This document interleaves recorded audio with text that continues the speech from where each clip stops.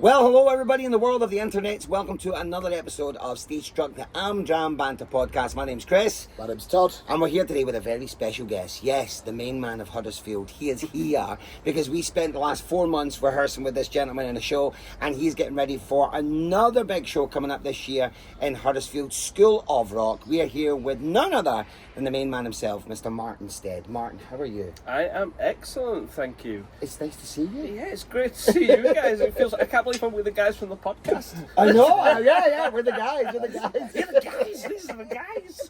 Listen, man, it's been a few weeks since the JC. We've already talked about the come down and the hype and stuff. How was it for you? How was it the kind of end of it? And It was, I guess it was probably slightly different for me because I guess number one, I'd done the show before, so I'd walked that sort of path. That's right. Do you know what I mean? Yeah. And I said to you, I think I said to you guys show week, it's a really different emotional arc for Caiaphas. Of course. Because he's above the emotion. So I wasn't leaving totally drained because I didn't have to put myself in that place. Yeah. Of course, yeah. So it was different and it was nice. And everyone kept saying, you know, how was the show? And it probably sounded wrong, but I was like, it was comfortable. It was good. It was easy. But that was exactly what I needed. Do you know what I mean? Yeah. And I was desperate to see that show from another angle. You know, I'd been Simon and I'd been Peter in the past. I didn't want that really heavy, Emotion, heavy load. Yeah. This was brilliant. Do you know what I mean? Yeah. To just like take that lighter stance. So then the move out of it then allowed me to shift my focus, because we're all like this, aren't we, when we do shows, into the next thing, which was obviously then which was School of Rock. So it was perfect. I'd just rather would have done more runs, you know. I'm not used to I'm coming from the Huddersfield side where you do 6 a week to go to 4. I was like, I feel like I'm only hit halfway. I'm now used to that short run period, and I still hate it. Yeah, I don't like that. I feel like when you hit is it number 3, I would say.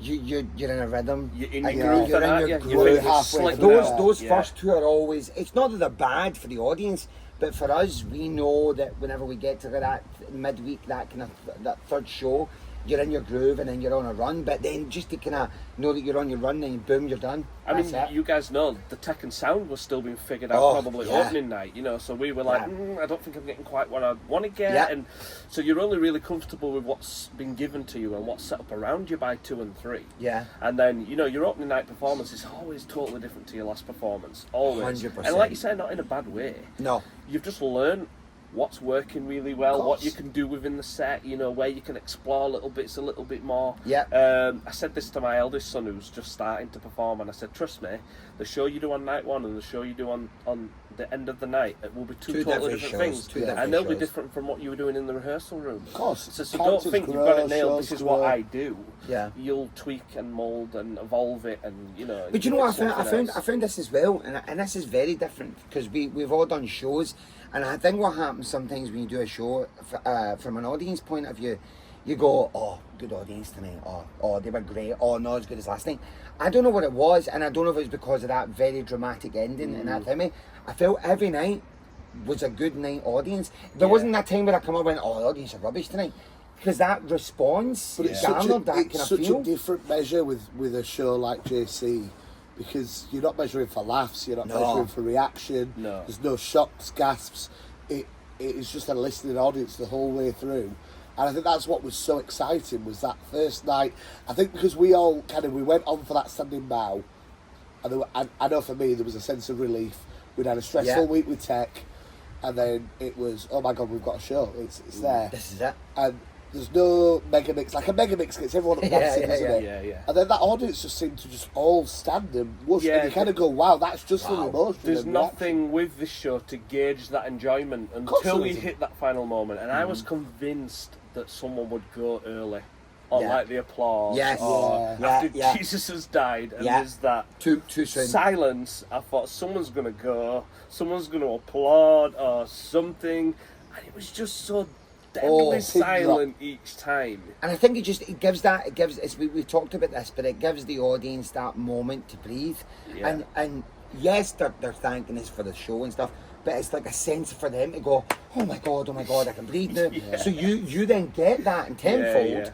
And it's funny because I've went from that to watching Hairspray at Huddersfield, and they're all up dancing for You Can't Stop the Beat. That's just a vibe, and it's that vibe, isn't it? And then you see, like, I was sitting going, that is like the complete contrast of theatre, of how an audience can definitely shape the way a show goes, the way a show feels. That show, Hairspray, is a vibe the whole way through, so people are bouncing along and laughing. But with JC, it felt like it was like everybody sat there on tenterhooks, and it was also that kind of show where there's a lot of songs where it doesn't stop and go da-da, clap, clap, clap, clap, clap. There was a lot of moments where people just genuinely didn't know what to do, because they're like, oh, do I clap? I used to always joke when Joe had done Gethsemane, I would always tell if it was a good audience, like a theatre audience or audience that don't know, and a theatre audience wouldn't clap after his big no. Yeah. A theatre audience, It was a 50% thing as well. And we would stand stage and I go, oh, it's a theatre audience. Do you know what, though? I would honestly say that is the most genuine standing ovation that I've been on the other side 100%. of 20 years. I think that's what got me so much. I mean, obviously I was already an emotional mess from the final scene anyway, got no time to turn it round. And then kind of when you stood there, I was like, oh yeah, right, this is my time to regulate, trying to regulate my heavy breathing and my sobbing, and then they just stood and it was like, it overwhelmed me all over again. And look how awkward we said, remember during rehearsal, we done the bows like on the night. I didn't even do the bows. Yeah, we done it in the foyer. And I remember sitting thinking, this is, I just think it's going to be eggy. I just had this eggy feeling that we're standing there for a long time. Then we'd done it after that first dress. I remember we stood there for a long time. Yeah. And Scott turned around at me and went, get off. Now, I need to wait for Joe and we're ready to go. And then we done it. So in my head I thought, oh, this is a tough call. But no, I couldn't believe what I found with the standing ovations and the applause, and I keep going on about it, but it was like waves. It was like an appreciation at the beginning, and it was a genuine, like, it got louder. Usually it kind of dies down, all right, awkward now, sit down. I found it embarrassing though, do you know what I mean? Even though you're there in that moment, and there's all this applause, and we're not going to even bow. There's like, there's no acceptance. There's no acknowledgement. Just like, thank you, just to be stood there like, and what? Yeah, I did that. I thought that as well. That was always going through my mind, because you're just. I'm not using the word, but effing them every single one of them. But you're just looking at them like that, yeah, and you're like not even going, thank you. But I will say, I don't know about you guys, but the feedback from it since has been exceptional. I keep absolutely. I got so much. I got stopped in Brid, not even from people that had gone to the NODA conference. Wow. That went. Were you in the one in Halifax? I'd got my hoodie on, to be fair, so it wasn't total like, ooh, ugly face. There he is. Oh, the big side. Yeah. So, oh yeah, we're just here on holiday. Is it NODA conference this week? I'm like, oh, yeah. Oh, we're just over in Brid for the weekend. We didn't realise it was the same week. It was amazing, by the way. We thought it was incredible. Oh, it's like, this is just random. And my wife came out of, I was waiting for him out the inside boots. I refused to go in other boots because that's where I work. So I stood outside and she came out. She's like, oh, that? I said, no idea. He came to watch JC. I had a nice moment last week. So obviously the first week you get waves of people that maybe, because it's quite fresh. And got stopped in Sainsbury's a couple of times. The day after, I'd gone to Marks and Spencer's with mum and dad. They were paying, don't worry. And a lady stopped me in the queue there. But then I was obviously poorly for a week, so I was bedridden away from it all. And then I was running my quiz last week, and two people, separate tables, that I didn't even know that well, didn't know they were coming, you know, they've been to the quiz a couple of times or whatever, and just went, right, we're going to talk about your show then. And I went, oh, did you come see it? And just like gushing. Yeah. And to the point where, like, again, I almost felt embarrassed because it's like, wow. And people still. It's really struck a chord. I mean, obviously, like my wife's now, she's saw it when I did it the first time. She was in it when I did it the second time. So she knows the show inside out, and she could not wax lyrical more about it, you know. So, and I think that's the testament. Those that just know it and know what it can be, to still be going, oh my God, that was absolutely incredible. My favourite reaction was Saturday morning. Saturday morning I was at dancing for my daughter goes to Zoe's dancing in Halifax. So I took her in on Saturday, and you've got to sit in the waiting room for like 45 minutes. And I was sitting there on my phone, you know, it's like Saturday morning, 9:30. I've just woke up a few hours ago. I'm just going through the motions on my phone. And there was a mother and a son came in, and they done that classic thing of they stood there, and I could hear them muttering, and all I heard was the name Judas. And I'm kind of going, I don't want to look up because it feels really awkward. And I was like, oh God. And he came over and she was like, hi, I'm really sorry, but were you in Jesus Christ Superstar a couple of weeks? I went, oh yeah. She went, oh my God, we love the show. I'm just going to tell you, and this is my favourite comment. She went, I just need to tell you this. My son now hates Jesus.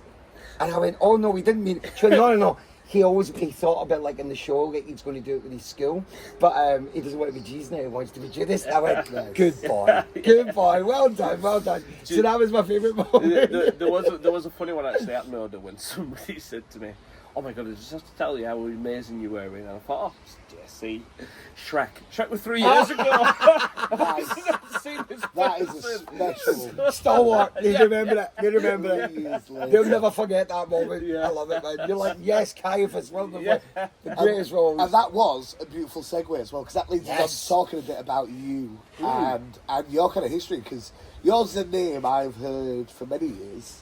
Well, this is actually the first time working together, so... Yeah, mine goes right back. So, like, nice. I grew up with my dad performed, so he performed locally. But he also produced a local church pantomime, and from the age of 3, I did those. Wow. All the way through to probably like 17, 18, where I directed one myself.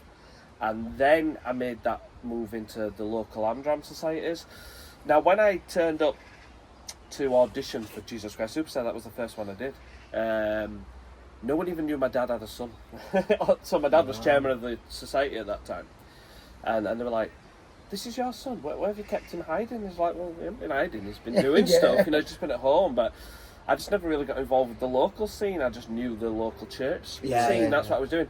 And those church pantos were like, my mum was involved, my sister was involved, my aunties, my cousins, it was a proper family thing. They quite often are, aren't they? Kind of a big familial affair sort of thing. And that is what I knew. And aside from that same church group, we put on Joseph one year, but other than that, it was always pantomimes. So then JC was really my first step out of that. And into like am-dram, and now I'm chairman of that society. It's gone sort of like full circle, if you like. Yeah. So yeah, my dad was chair of the society until he moved away to like Blackpool, and he passed away 6 years ago now. But I then assumed that the role. So yeah, it does feel like it's kind of gone that full circle. So the society you're chairman, what's the name of the society you're chairman? It's Longwood Theatre Productions, but it was Longwood Amateur Operatic Society. Right, okay. So we name changed last year on our centenary year because it felt old hat. The words were dated. You didn't mean anything. They didn't represent what we were. So we moved it more modern and sort of took it forward. But yeah, it really did start like way back from being 3. So it's kind of, I guess, all I've known, and my dad was the biggest influence of that. I mean, he was anyone who needed. He was a man that could tap dance, so he was in demand. So he played, is it Spats Palazzo? He's played that more times than I know. I mean, I go see that with Emma and I'd be like, this is actually looking to my dad's future, tap dancing himself to death. This is how I could see him go. I'll finish the routine.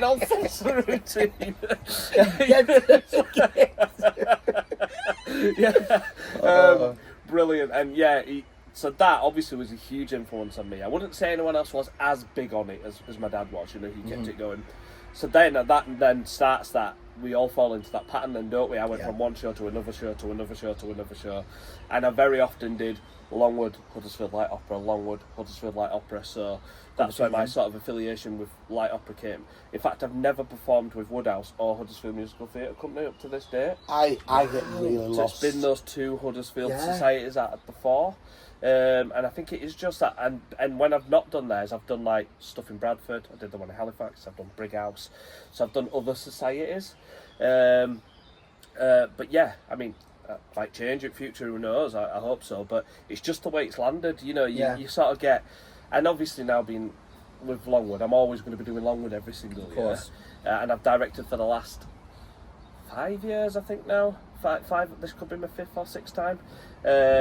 So that's sort of become like a thing now. And then the other half of the year is what else is out there. Yeah. I want to perform because I've directed for that 6 months. I don't want to just direct because I still love performing. So it's like, well, what are my opportunities to still go do what I really love? And everyone laughed when I went, it's comfortable and it's easy. The reason it's easy is because someone just tells me what to do and I go and do it. I'm not responsible for thinking about the stress of everything else that goes into putting on a show. Yep. You'd want me to do this? Yeah, fine.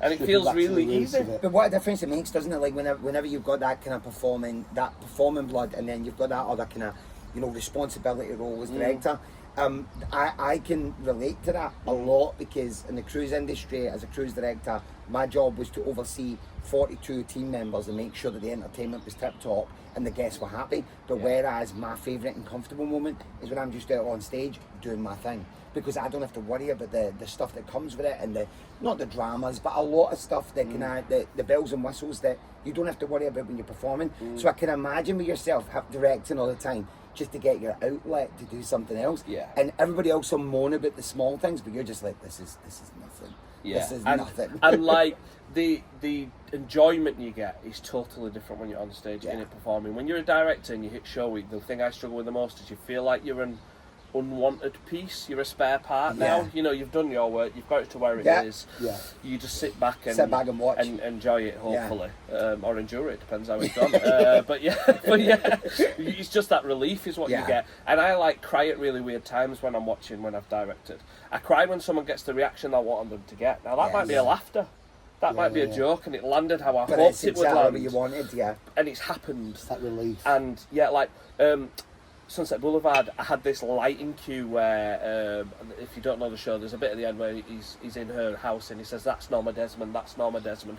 On each one of those cues, there was a portrait of the actress that we had playing it that lit up on cue perfectly in the auditorium. They'd been hung in the auditorium the whole time.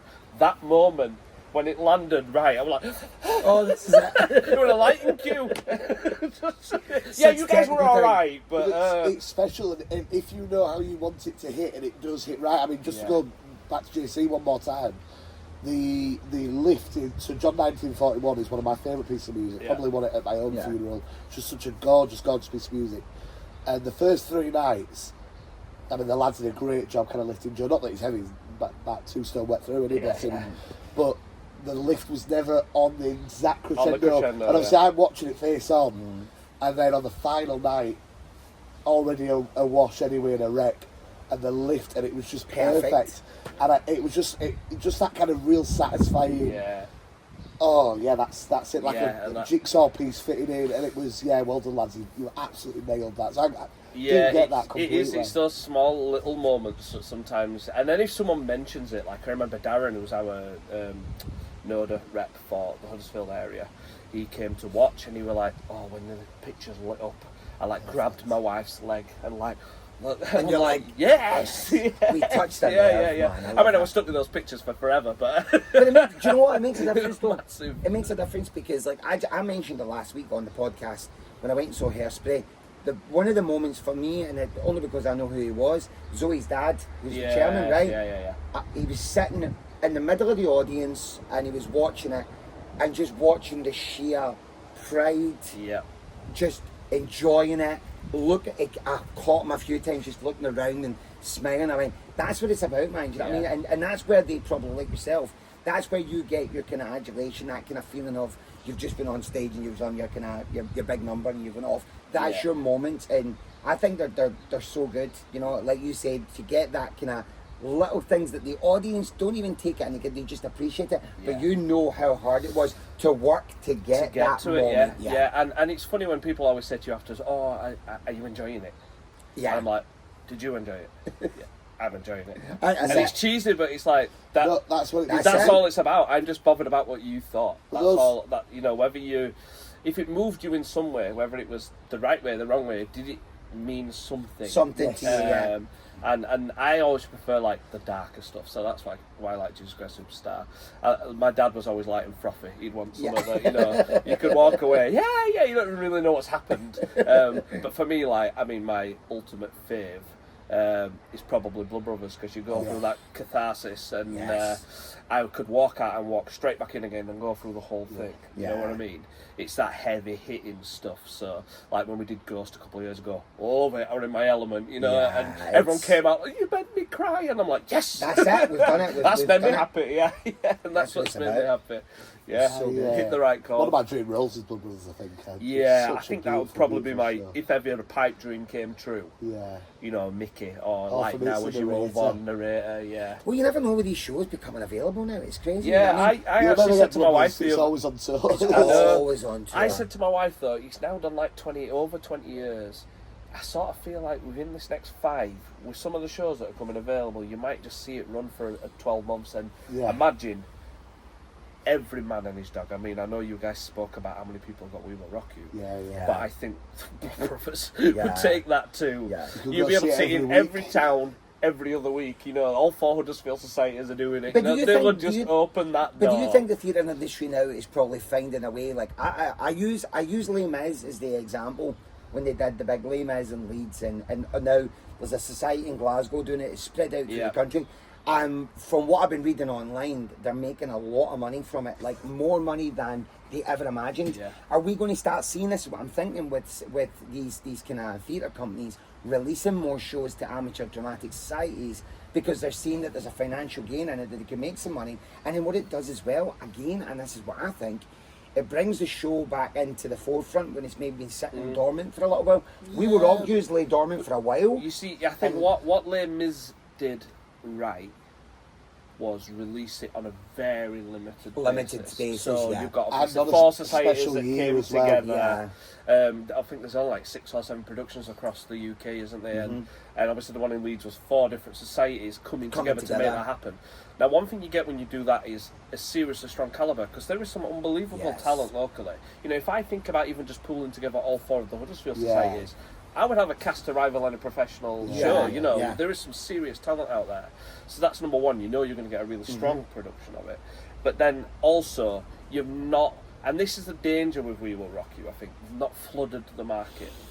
What was a huge announcement, then every time someone else announced, just has that risk of just being diluted a little bit.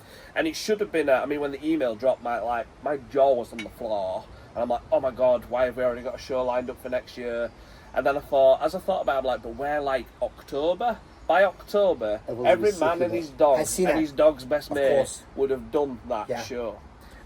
So I also think that for Halifax and like for Woodhouse, they're lucky they're relatively early in the season to do it. And I don't think there's a. Is it a full year release? Yeah, it's supposed to be for the whole year. Right. I haven't seen anyone. I haven't seen anyone announce it later than summer though. So, so that's what I was thinking. I was thinking it was going to be a shorter release, but that's why we're flooding the market with all these people doing it. But that's what I mean. Like that's where Les Mis probably got it right with that limited release for the show. They're going to get bums on seats. They're going to make the money. When I heard the numbers that they made some good profit with the Leeds ones. I mean, it cost them an astronomical amount. But it's also making sure that trickles down to those societies as well. Yeah, absolutely. So it'll be interesting. But I would love to see Blood Brothers as an am-dram. It'd be great. I think that it could be done to such a high level. Again, it would just depend how. It can be done as a player, can't it? You can get it as a player. I think you're allowed to use one song. If you do it as a player, there's some sort of ruling around it where I think, I'm not sure. I'd have The Devil's Got Your Number, man. The narrator would be singing the whole I mean, it's one long song. No, one long song. Yeah, it's a different version. It's underscores everything. We've never stopped playing, so it's still one just song. Keeps going. Yeah. We found a loophole. But I remember ringing Samuel French once and inquiring about what the likelihood was, and I think they're still laughing now. They're like, we've had the rights for this for so many years. If ever it does come available, it will be worth it. But at the moment, I can offer you the play. I'm like, kind of the music that does it. It makes it. It's really the music that really hits when you hit even just those chords at the beginning. It's like, I'm here. I've seen it 9 times now, and I'll go for number 10. Tomorrow. You know, so I saw. I've seen 2 interviews with Willie Russell live, and I saw him at Square Chapel. Well, it must be about 7-8 years ago now, and he finished it off with a little ukulele, and he did Marilyn Monroe on the ukulele, and it was just so lush. Just seeing him sing that and in such like a raw form, and on a ukulele, that's as stripped back as you can get. But it's also nice as well. It's also nice that a show like Blood Brothers that is very basic. Not a lot of technical, things going on. No. The story is very kind of, here it is, here's where we go. It's not got loads of kind of moving parts, and it's still to this day garners an audience when it goes on tour. It still gets to people. It still grabs them. It still makes the money that it makes. I think it's a testament to the. It's a Jekyll and Hyde show, isn't it? Because with those adults playing the kids in the first act, it's so light and funny, and there's lots of humour, and then it does go heavy adulthood reality hits home. And I think the best one, I mean, obviously 9 times I've seen so many different people, the best ones are the ones that can transition that Mickey arc from kid Mickey to depressed adult Mickey without just looking like a sulky kid. Yes. Which I've seen so many just fall too close to that, and you think, there's I don't think you lose got it, you lose that. it. Yeah. The actor that's in it at the moment on the tour, I'm pretty sure some friends of mine that I teach guitar to went to see it, and they were saying he's been in it for like 15 years just as Mickey. Yeah, he'll be the and guy it's I like, keep coming back to it. Wow. Can you imagine though, like 8 times a week? Oh, I mean, even as much as you love a part, that's so a lot. serious. There's certain roles they just take out again. That would just You are Mickey at that point, aren't you? You're not yourself. Yeah, you're not yourself at all, man. Yeah. It's taken over you. So let's go back to your kind of career in the thing. Have you got kind of any parts that kind of really stand out as like that's the one I look back on? And there's a few, and I guess they then fall for different reasons. So my first, what I would say was lead. The year after Jesus Christ Superstar, I played in Spend. Oh, now, yeah, I think that's a bit of an underrated show, actually. It's really good for a northern audience, you know. Is that about the lady that won the Viv Nicholson, pools? Yeah. It's really good, and I played Keith, who was her husband that she won the pools with. And I loved that, because it was my first chance to sort of step into more of a lead role, and it was that baptism of fire. I mean, I think I was 19, 20 at the time. And I took it so seriously, like to the point where I went and had days out in Castleford to get closer to the Castleford accent. Because what you find in Castleford is the men speak higher and the women are really rough. No disrespect to anyone watching from I love Castleford. it, our Castleford fans. Thank you so much. It's been lovely having you. Cas Vegas, But that is generally what I thought, all right, love, all right, they're like that, and they're like, come on, what are you doing? So generally, I would try to, bloody hell, Viv, everything were up there more. So I took it so seriously at that time. And then, I guess then as you go through, then you get certain ones, don't you? I played the man in Whistle Down the Wind. I know Joe was on it. You mentioned how much he loved it, and that is just... That's probably as close to like a Jean Valjean feeling vibe as you can get without being Jean Valjean. It feels that sort of heart, and I loved that. And obviously Shrek. I mean, we speak about it. Shrek is one I would go and audition for every day of the week. Do you know what I mean? It's just. It was just a dream from start to finish. But then the one thing that you have with something like that is when you've enjoyed something so much, you're nervous to go do it again. Because what if it doesn't hit the same? Yeah. What if everything around it isn't the same? I mean, that was a huge scale production, like no expense spared. Would it matter if all that stuff wasn't there? It might. Do you know what I mean? Yeah. When you're not surrounded with all the bells and whistles, and I mean, I've seen some pictures of some guys playing Shrek, and I feel sorry because they've not obviously got the same budget. The money. And the guys put all that work in. He might be an incredible Shrek, but they've painted the guy green at the end of the day. Put some Mickey Mouse. Do you know what I mean? Put a nose on him, and I messaged Beck that obviously does all the prosthetics, and I'm like, this poor guy. and she was like, it makes a difference.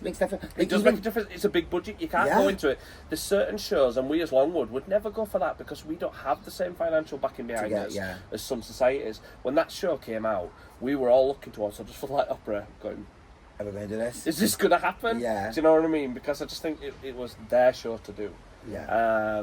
And you do get certain ones like that you think, do you know what, that is outside of our remit, because I wouldn't want to do it and not do it to the level that it should be. But see, this is where the professionals need to take that on the chin as well, because I saw the original. So I saw it back in London when it first came out. So I saw Nigel Harmon, I think it was. Yes, I know you he mean, played Farquaad, and I saw Amanda Holden and stuff like that. And then I saw Nicholas. He was in Alan Partridge. He was playing Shrek. He was really good. And I saw it, and I saw the spectacle of it. Then I saw it 2 years ago on tour, the professional one. It went to Blackpool Winter Gardens, and the cuts they've made, I don't know if you've seen it now, the cuts they have made is astronomical. So like, for instance, when they come on for Duloc, right, there was usually they all come on to do the Duloc song. It was 3 girls, right, and I know that song.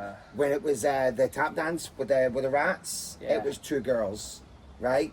And they cut back on all the set pieces. It was supposed to be 3 blind mice. Also, there was only 2. And do you know what? One of them walked off in the wrong direction. He's gone. Sue! And, She's gone. do you know the worst part as well? And this is, I don't know if this is because of the world we live in today. Farquaad isn't on his knees now. Was it not? No. Farquaad walks about. I mean, the guy who played our Farquaad, I said you're going to have bad knees for life. But you remember this memory. You'll look back. I don't know if that's a thing now because they're not allowed. Is your storyline still about him being, short in stature? They make so many short in stature jokes, and this is what got me. I'd understand if there's a rewrite, so he never drew attention to it. But he was like average height. When he comes in on the horse at the end, he's on a plastic horse. He's normal. When he stands up and does his big number, he's literally, things are looking up here, he's standing up. So I don't know if that's because of the world we live in now today. But all your amateur productions still do it with Farquhar on his knees. I see pictures saw it most weeks and it's still done like that. Do you know what I mean? I was so disappointed and it was so expensive, and I came out going, that was an absolute farce. And don't get me wrong, the talent wasn't great. This was 2 years ago at the Winter Gardens when it was on tour, and then they took it to London and he had a short run in London with it, and they were changing the cast like every kind of couple of months with celebrities playing different roles and stuff. But yeah, it was the Strictly girl that was playing Fiona, and bless her, she's a great dancer, but she's not a singer. Do you know what? I remember going to watch We Will Rock You professionally, and they switched the person playing Scaramouche. She played Scaramouche in the first act, then in the second act she switched to play me. I'm like, you're telling me they didn't have enough cover to put another Meat on? Oh my god. So because she's not as heavily involved in the second act and Meat had the bigger vocals, they actually swapped the actress and announced it. Never seen that before. Yeah. Wow. And I was sat there like, you can't really? Get the talent, man. You don't have enough to cover all the roles. That's joking, right? Because there's people queuing up that I know that could go and do that for you. You know what that is? They've looked at Scaramouche's paycheck and they've thought, we're going to make you work for it. Yeah. So in the second half, you're not having literally an easy ride. interval must have just you're been going to totally change that to someone else, and you're going to work for this. All I'm hearing here is I can go and audition for these societies and tell them I'm only getting it and play Scaramouche and me. Yeah, exactly. Yeah, double Two up. roles, double Listen, roll. I've heard there's a double up opportunity here that we should be exploring. I've heard all about this. I'm not sure if you've watched the Stage Struck podcast. Hi, I'm here for the role of Jesus and Judas in Judas Christ Superstar. I believe I can play both roles. I'll wear the costume halfway to the face. I'll just sing it myself. It's wonderful. One man show. Chuck Marion as well. Yeah. We'll do it all. It's going to be great. The amount of times I pushed Kaylee to try to do a rewrite where I could play Mary instead. She wasn't having it. So we've talked about parts you played. Yeah. What about the one you've directed? Is there one or two that really stand out as, and for what reasons? Yeah, I guess the first one I took to. So basically, as a company, it'll be back in 2016. We'd done Annie Get Your Gun, and the company was in a really difficult place, like financially on the verge of going. And we had a discussion. I remember it very clearly. What are we going to do? There was talks of, do we just give up? And I, for one, was like, I don't want to give up. Let's be sensible. Let's step away. So we stepped away from the Lawrence Batley for 3 years. We did some fundraising stuff. So there we performed. We did just a showcase the first year. Then we stood on the wind, so that was there. And All Shook Up. I don't know if you know that, but it's all the Elvis music. Oh, such a good show. I just don't know if enough people would know it to put it in a bigger theatre, but it is an amazing show. Great. And the music is wow. That is one soundtrack I'll still put on now. Yeah, and love. And normally when I've done a show, I don't want to hear the songs again, you know what I mean? But I would put that on, walk in and put it on. So I think then the first one we took back to the LBT was Into the Woods, which is a scary proposition for a director because it's a Marmite show anyway, and it's such a blank canvas. And I was really coming to this as much as I'd directed All Shook Up. It was an easy direct. It was a smaller venue. You couldn't do too much. I suddenly now going back to the Lawrence Batley Theatre thinking, can I do this? You know what I mean? Have I got that? I'm seriously doubting my abilities to do this now. Had you directed there before this point? Or was this your first time ever one at the directing Lawrence Batley Theatre. So I'm like, what the heck? And then I'd looked at different versions. I thought, I don't feel really like the way any of those are done. I want to take a different slant. And I managed to bring my own idea, from sort of ground up. And then even at the tech, I'm like, is any of this actually going to work? And to see it work, like I said about the lighting cue, I was proud of. I was proud of the set that lived in my head Yeah. I had a fireman's pole on stage that doubled up as the beanstalk, and the princess came down the fireman's pole. Nice. It was all set in like a granddad's basement, and the kids have gone and found these old storybooks, and it all springing to life in the basement. Nice. And I just the concept, because I doubted myself so much, to see it then work probably gave me the most amount of pride. Sunset Boulevard was a dream, and I had a dream cast, and that's the thing as a director. Oh, God, yeah, when you get if good you've cast. got the right people, everyone was like, "Oh, it was amazing." I'm like, "Oh, it was easy work." Yeah. It were easy work because just point someone in the right direction And they'll do it. and watch them go. And Beautiful, like that was like that last year. I gave the least amount of direction I've ever given in a show for Beautiful, Really? because I knew I had performers They could do it. that just understood it. And off the end result, we got a more of a natural chemistry formed, you know, and those bonds on stage. And I said, listen, I don't want to strangle the life out of this, so I want you to navigate through the scene, and if something feels right, let's try it. And if it looks right, we'll keep it in.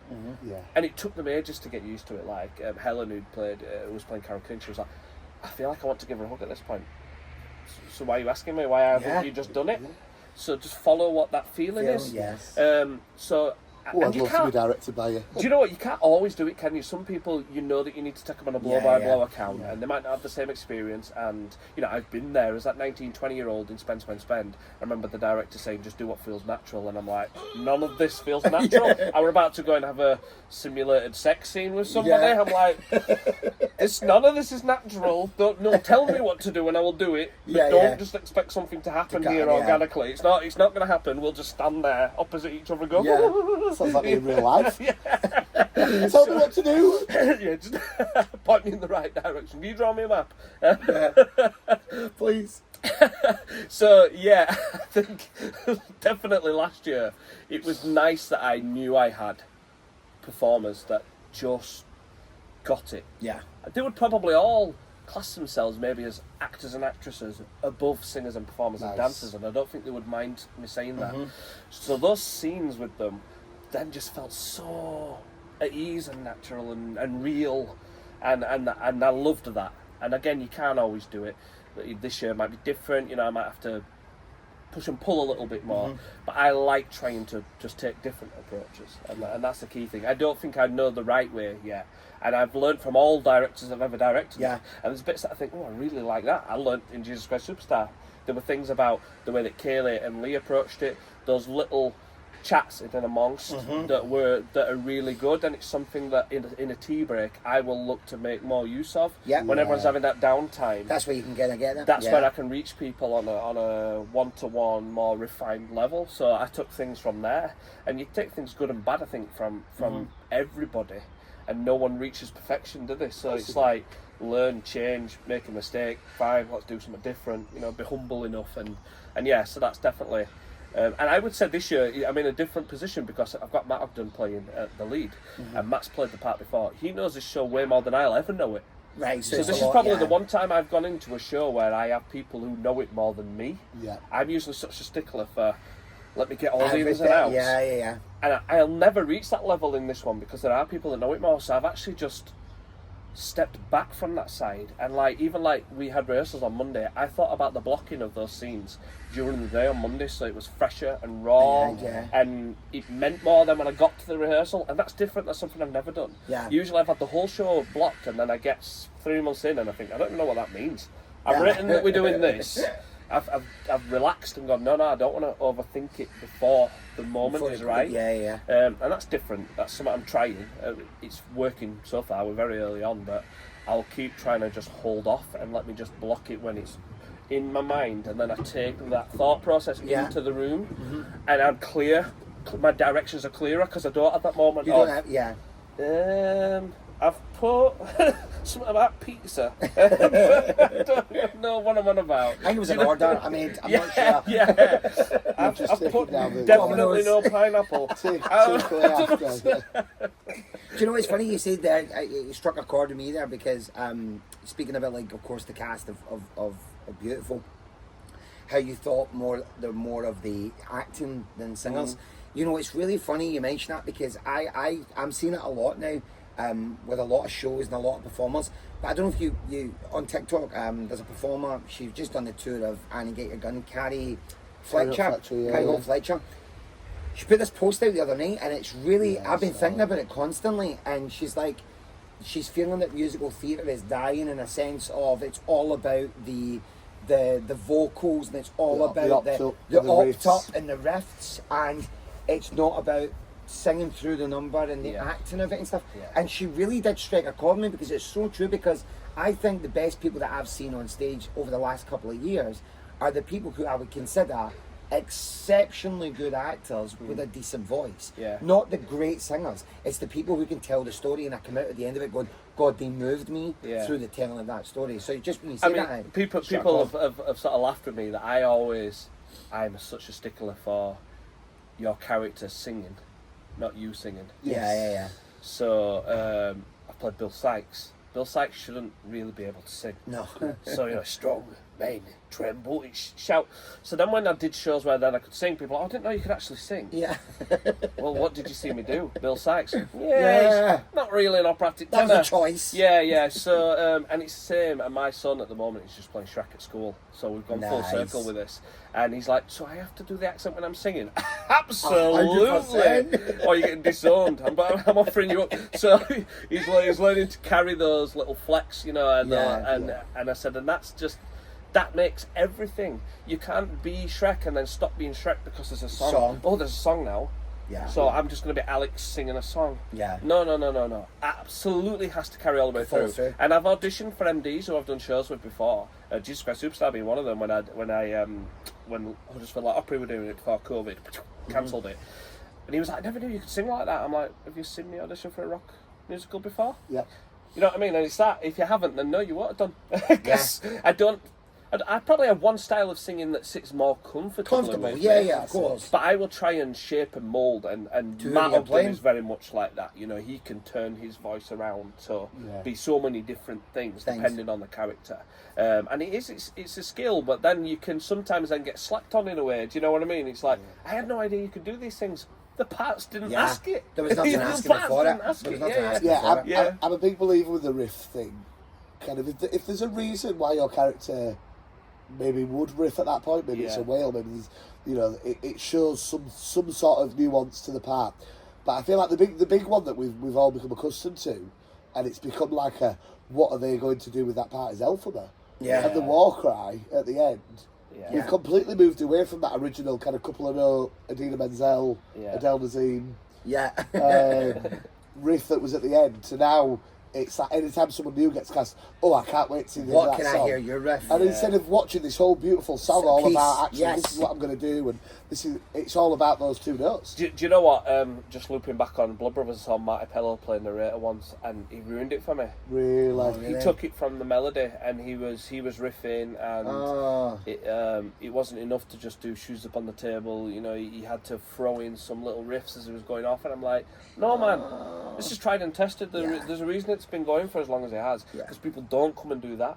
They don't come around. I mean, I've seen every Nolan sister play Linda. I was going to make that joke earlier. Kept the Nolans in. I've made my way through every Nolan. They've all been there. There's the other one as well that is it Lynn Paul out of UC, because that's who I saw do it. But. Yeah, I've seen Kiki D. I think I've seen Barbara Dixon right back in the early days. Literally, I saw the X Factor girl a couple of years ago.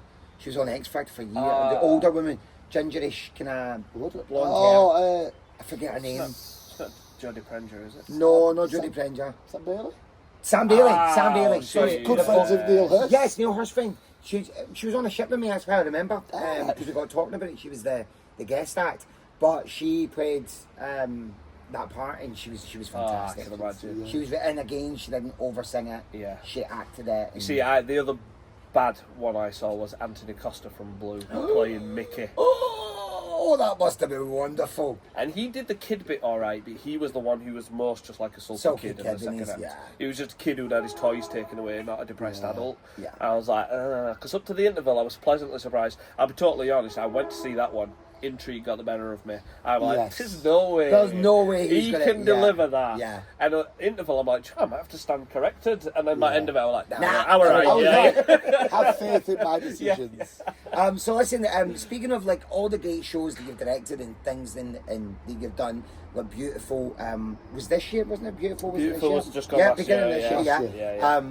But of course, this year's a big year because we have a massive show, School of Rock. I'm going to be honest with you right now, and I'll say it, I've never seen the show. Oh, So really? I've seen the film many times, but I haven't seen the musical. It's that the first time I'll see it will be with you guys. Yeah. So I haven't seen it. So tell us how it's been, the casting, and how where are you at right now, and of course then tell us when it's coming out. Yeah, so I mean, where we're at is we've just done our first couple of rehearsals. Actually, we've set the first 20 pages. I've taken a very different approach with this, and I'll go into that. But from the casting point of view, we were inundated with incredible kids, to the point that we decided to cast 2 teams. So we have 2 entirely different teams. Right, okay. That obviously makes my job harder because we've now got to rehearse things twice as much in a fairly short amount of time. But I just said I'm not willing to turn any of these kids away because they're too good to be turned away, and they've given it everything.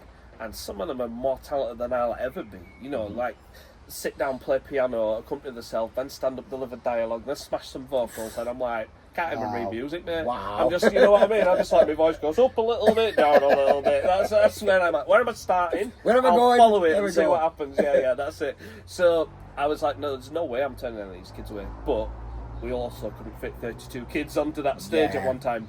So we have like 2 teams, like 15, 16. Every part's been cast twice. So we've had to find, 2 Zacks, 2 Lawrences. And we have. And that's amazing. I'm so, even at this early stage, I'm so excited to see the reaction them kids are going to get. Yeah. They are going to rip it up. I mean, there's some seriously good kids there. And do you know what? I think I was probably a bit daunted around the idea of working with all these kids. But also, they really want to do it. They're not there to mess about. No, do you know what I mean? They're They're there because they want to do it, and they're listening to every word. And that's good. it's just, even just in the workshop, by the end of the workshop we did with them, we had a performance-ready song. You know what I mean? That some of them were just absolutely bringing it with the faces, and I mean the level of talent. We've lost one girl to the Matilda Professional Tour, and almost lost another girl to the Matilda Professional Tour. Wow. So we've got some very, very good kids, some top talent. So that's exciting. The principals, again, we've got the right people in the right parts, and I think you don't need. We didn't have loads of people auditioning, and I said you don't need loads. You just need the right people. Ones. Yeah. We don't have to be here all day. Because we can only cast 4 parts, we can only cast the main 4. Yeah. And we've got the right people. Yeah. So again, you're like, okay, we're in good hands with that. It's then just the idea of bringing it all together. The slog for this one has been getting an adult ensemble because everyone just thinks it's just a kids show. There's actually quite a lot for the ensemble to do. There is. But it's not typical stuff. It's acting. Yes. It's not standing and singing loads of songs or doing some backing vocals like it was in Beautiful. It's different, but there's more involvement throughout the show this year than there has been for the last 4 years. So I've been in School of Rock. There's more involvement for the adult ensemble than there is for one of the 4 principals you mentioned, or 2 of the 4 principals you mentioned. Yeah. Because Ned and Patty are kind of on early doors and then on at the end. But in that middle bit, you don't see them. Yeah. Whereas the adult ensemble go throughout. They'll link it throughout. Yeah. So I've sort of been saying to people as well, I've like, look, literally, there is more for you to do this year than I've had for you in years. Yeah. So don't just write it off and discount it. We also faced, and I joked about this with Rich Sykes himself, who's written Village Hall that you were speaking about last week. Yes. I said, I'm basically waiting to be your sloppy seconds. Anyone who doesn't make it on board, because he had so many people auditioning. Yeah. I'm like, I'm just waiting for anyone who might need a show. Yeah. Afterwards, I'm like waiting in the wings. Like I'm this ready. little sign like that. Yeah. This way. Come on, So if you're out there right now thinking, flyers. I want to do a show, you're not around that October? I'll still touch some people, absolutely. Martin October. wants you. Yeah, come along. Let's address the kind of big selling point of School of Rock for me. Live music. Yes, Go for it? Yeah, absolutely, yes. Incredible. So you can have kids on stage play the instruments live. Yeah, absolutely. Wow. So, I mean, one of our drummers, Freddie, he's only 9-year-old. Isn't that the name of the character as well? No, he's playing Freddie. Oh, he's playing Freddie. I thought the actor was called Freddie. I was like, wow. No. Yeah, he's like, just like nothing to him. You could barely see him above the drum kit. And then just going... Oh, it's fantastic. Just so good. And like one of the kids playing Zach, he was absolutely ripping it up on the guitar. He was putting all these sound effects on. He was like unbelievable. I'm like, at some point I've got to stop him. I'm like, that's good. I'm like shouting, great. That's fantastic, thank you. You know, after 30 seconds I were already a yeah. But he like 4 minutes in, he's still like he's just absolutely going for it. So yeah, live band on stage. We've also got one of the kids that we actually auditioned who didn't get Freddie. We've cast as the drummer in the band No Vacancy, which is the band at the beginning and the end of the show. So we've cast 3 drummers. We cast one for that band as well. So yeah, we just got we got lucky, you know what I mean? It could go wrong, couldn't it? You could be really struggling. And we had that discussion when you're going for the show, you know what, it's like, who are we going to get to find these parts? I'm like, well, there's loads of talented kids out there. We just got to get our marketing right, you know what I mean? Get the word out there right. And yeah, we did. Like I said, we ended up with just the right amount that we didn't, by doing 2 teams, we didn't have to turn anyone away, because that's horrible for anybody, isn't it? And do you know what? The sad thing is, we wouldn't turn adults away. We'll accept anyone, so why would I be turning kids away? Yeah, of course. Yeah, I mean, we'd be going, come along to be in the society. You know, we're very open. So that's great. It's like, I feel more comfortable if we found a way where everyone's going to go through this together. And on the nights where the kids aren't playing the lead roles, they'll still be in a rock choir on stage.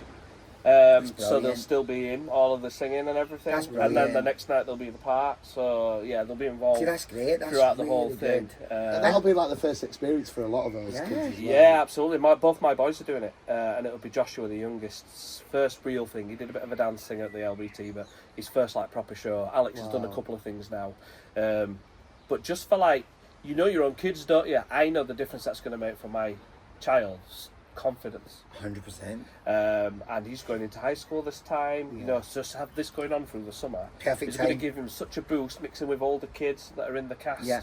It's literally, like you say, it's perfect timing.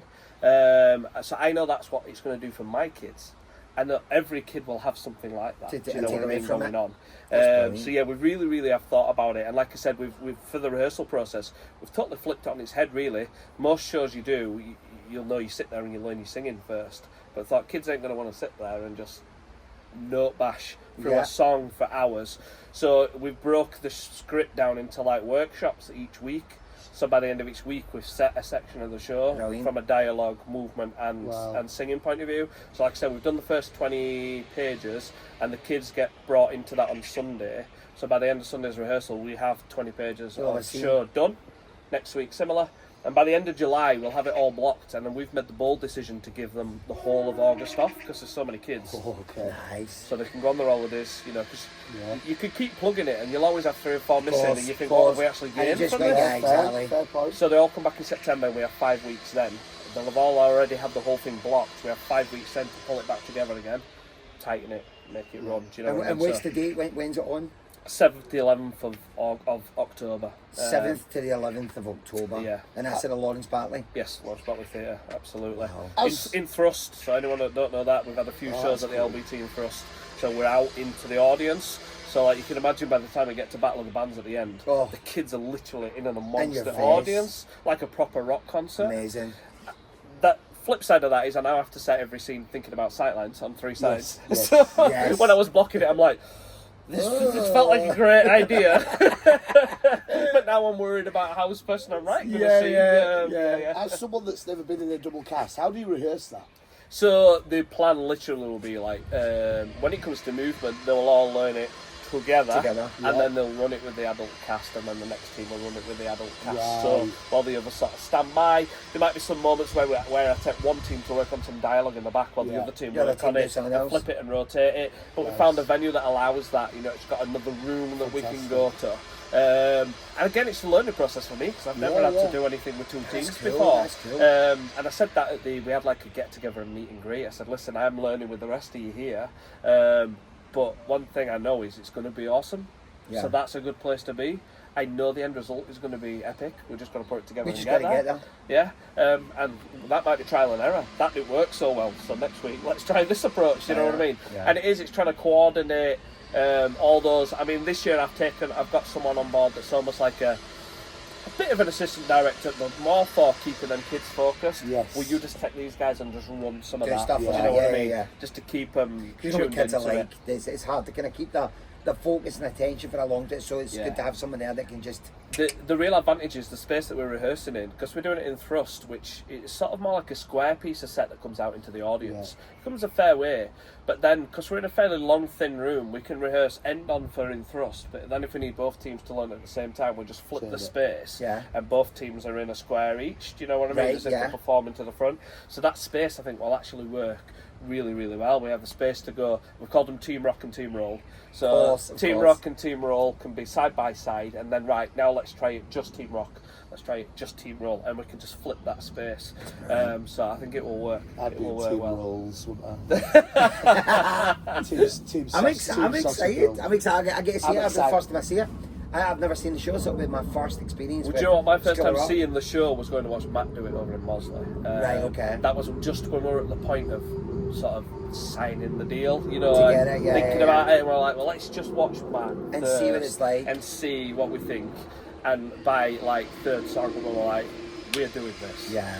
We are doing this. And you know, as a society, you know, from the people you've got, some things feel like a right show for you, and some things don't feel like a right show for you. You know, next year, I mean, we're doing the Great British Bake Off musical. And that feels, I'm falling in love with that show. I always do this thing as a director where, because we've usually got the next show lined up, you're looking ahead to what's coming, because you're already in the space of what you're doing now. So the unknowns are the things that are coming. So I came home from School of Rock rehearsal last night and watched the whole production of Bake Off that may or may not be available on YouTube, and just watched the whole thing, and I'm like, this is probably not the right wind down activity after School of Rock rehearsal, but it feels right. And so already I'm looking ahead. I'm like, I know with what's coming, it's just amazing. Most people won't have seen it, but I know they'll all love it. It's so good. Do you know what I mean? And again, it just felt like it's an us show to do. It can work for you guys. Yeah, it can work, because you know your people that are going to come back, you know, year on year, don't you? I love that you said you looked on YouTube, because you're a man of knowledge when it comes to finding great shows on YouTube. I still watch Shrek to this day. It's a great version. That version is. I mean, props to them for the set and environment. I mean, they had a full-on castle. It's one of my favourite things I've ever seen. Honestly, it's great. You got a chance. Shrek. It's a production. I think I need to kid in on this. It's brilliant for all the wrong reasons. Yeah, it's one of those ones. Sounds like Michael Patino. Yeah. You know, you've got Shrek's dad who's green, but then white arms. Is that how August time, is it? Yeah. He's a white August time, not farmer's time. He's a white Van Ogre. That's got his arm out thing. Amazing. It is brilliant. Alright, so listen, 7th to 11th, make sure you get your tickets. Lawrence absolutely Parley, we'll be there definitely, and it's going to be great. All those kids and all that talent in one space, so make sure you get your tickets. And we'll probably do another episode with yourself leading up to the show, Martin. We'll probably come back on, talk to maybe Matt. Well, we're in arrangement for maybe a little cross collab. That's right. So speaking about that actually, with the Village Hall one as well. So so we can delve more into that and kind of do a bit more of a push for the show. But get your tickets for that. It's going to be 7th to 11th of October at the Lawrence Bartley. Are we finished with a game today? Well, but also we've not had a guest on for a while, so we've not asked.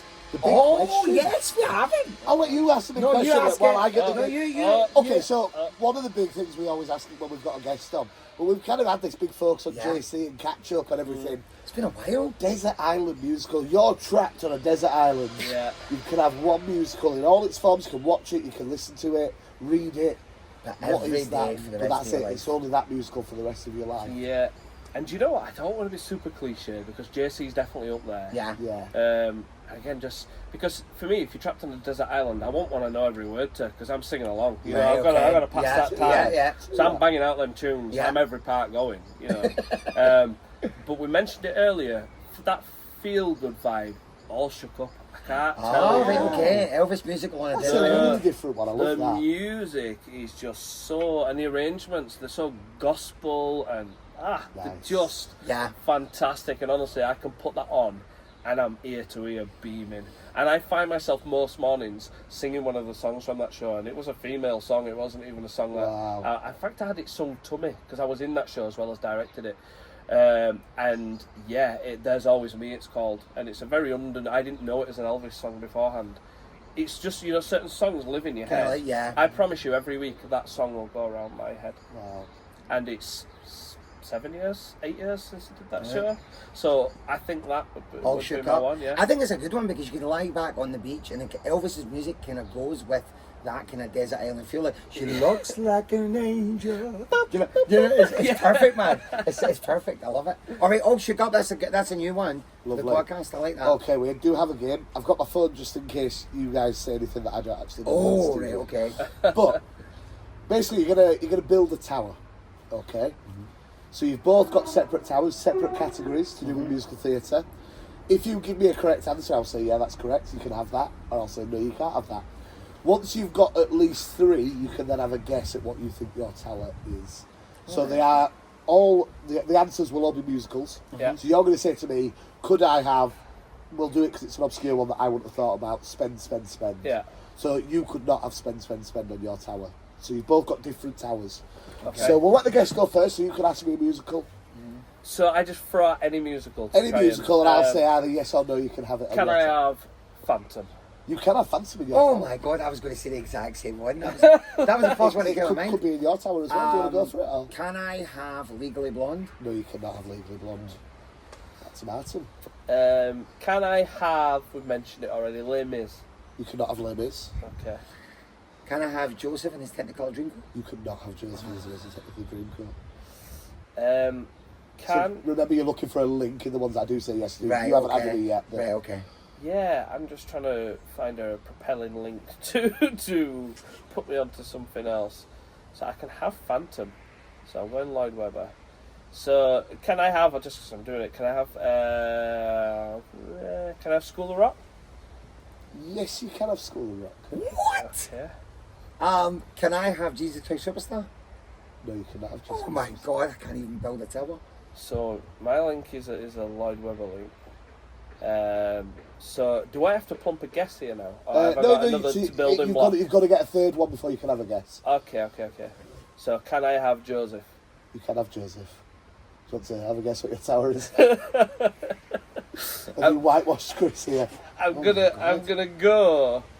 Oh, but you've got to pick one of those. I've got to pick a Lloyd Webber musical, and it could be one of the you just got to say what your link between all your musicals is. Okay, I've got it then. So my link is Lloyd Webber. Your link is Lloyd Webber. Oh man! We're learning this game as we go. Whitewash. I was out in the. I was. I'm gonna give Chris a few more goes, see if we can get someone in his. Can I have Shrek? No. Can I have?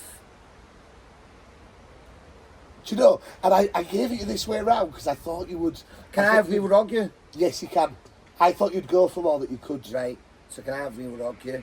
Can I have School of Rock? No. Right. Okay. I can't have School of Rock. Can I have? Oh my God. Can I have Mamma Mia? Yes, you can. Can I save my link? I think I know what my link is. Hold on. Is it bands? Yeah, jukebox music. Okay. Oh, I like that one. I like that. I'm going to introduce that one in that's a a good future one as well. But yeah, Martin, you won that. Yeah. So we've plugged it. 7th to 11th of October. Yeah. School of Rock. Anything else you want to plug? No. Yeah, Bake Off the year after now. Oh yeah, Bake Off. Keep an eye out for that. Yeah. And remember, he is still looking for some adult ensembles, some great things to do in School of Rock. Yeah, like teachers, I said, parents. I could happily take more people in the ensemble, absolutely. You know, up until, do you know what? I've moved it on a little in this last week because a week ago, some of these parents are going to have about 7 kids. Right. They're going to have a team around them. Do you know families. what I mean? Yeah. I love it.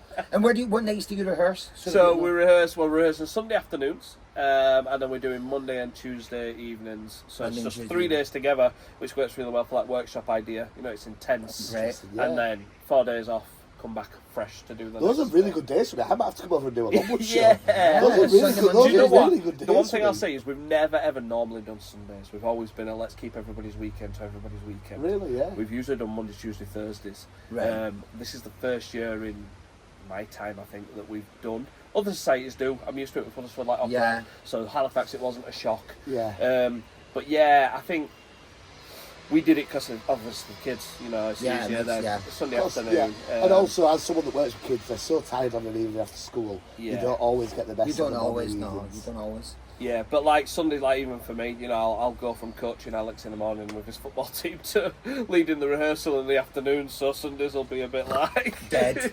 Dead. That's my day off done. You know what I mean? I go absolutely exhausted back into work. So yeah, we never normally do the Sunday thing, but this year for obvious reasons, and that's primarily for the kids. Those rehearsals.